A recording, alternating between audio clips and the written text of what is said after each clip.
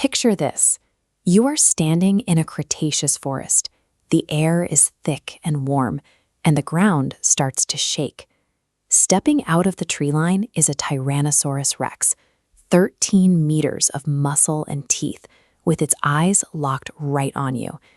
Every instinct in your body screams at you to run. So here is a question that could actually save your life. Could you outrun the most famous killer that ever lived?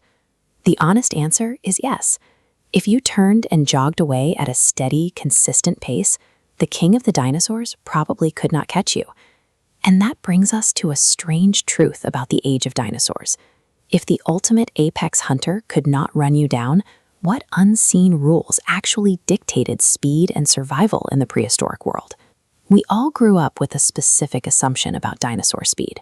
We assume the biggest, scariest predator at the top of the food chain must also be the fastest animal on the landscape. In reality, being huge and being fast were biological opposites. As a dinosaur species got closer to the size of a modern transit bus, its top speed drastically and proportionately dropped. The true prehistoric hierarchy of speed was the exact inverse of our expectations. To find the animals that could have easily outpaced a racehorse, you have to look much further down the food chain. To understand why, look at the legs of a Tyrannosaurus rex. Researchers modeled how much muscle this animal would need just to run. The math showed that a T-Rex would require 86% of its entire body mass to be packed into its legs just to get off the ground. That leaves almost nothing for the rest of the body. If it somehow managed to hit those imagined highway speeds, immense physical forces ripping through its frame would shatter the bones in its own feet. It comes down to an unbreakable physical constraint. Mass fights against speed. Moving a giant body requires giant muscles, but those massive muscles add even more weight to the animal. That extra weight demands even bigger muscles to move it, continuing in a feedback loop until the whole structural system collapses under its own weight. Because of this limit, a T-Rex maxed out somewhere between a brisk walk and a slow jog. Its evolutionary design was strictly built for ambush and delivering one bone-crushing bite, not the chase. The largest predators traded their wheels for sheer power, opting out of the evolutionary speed race. Now look at what happens when you slide to the opposite end of the size spectrum. The frame gets light, the legs get long and thin, and suddenly you have a sprinter. The ornithomimids, or ostrich-mimics, were the true speed demons of their era. These dinosaurs could glide across the floodplains faster than a charging rhino or a brown bear. We know these bodies were built for extreme speed because their exact biological blueprint is still winning races today. Birds are the actual, surviving branch of the dinosaur family tree.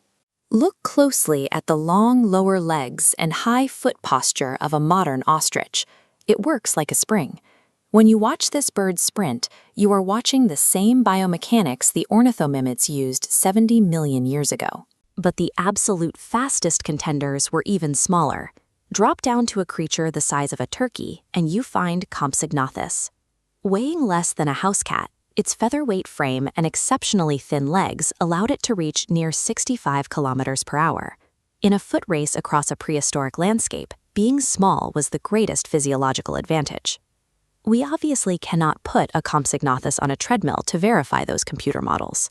Every single one of these animals turned to stone millions of years ago. So how do paleontologists actually pull a precise speed out of a fossil? The ground remembers motion through fossilized trackways. Using Alexander's formula, scientists measure the gap between sequential steps to find stride length. Combining that with estimated hip height provides an accurate calculation of exactly how fast the dinosaur traveled. There is a margin of error.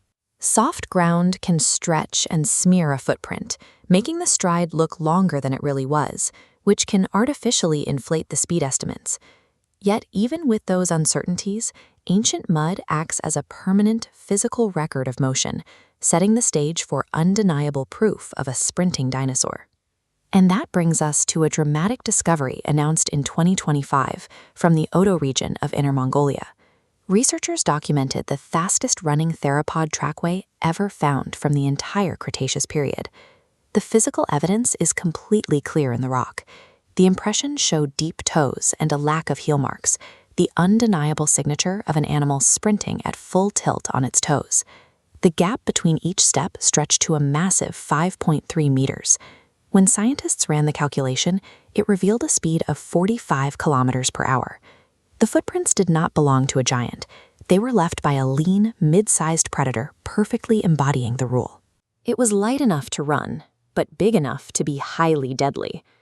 This evidence directly out in the field perfectly validates the biomechanical models. True speed and the terror that accompanied it existed strictly in the middle of the weight spectrum. This harsh biology was driven by unforgiving evolutionary pressure.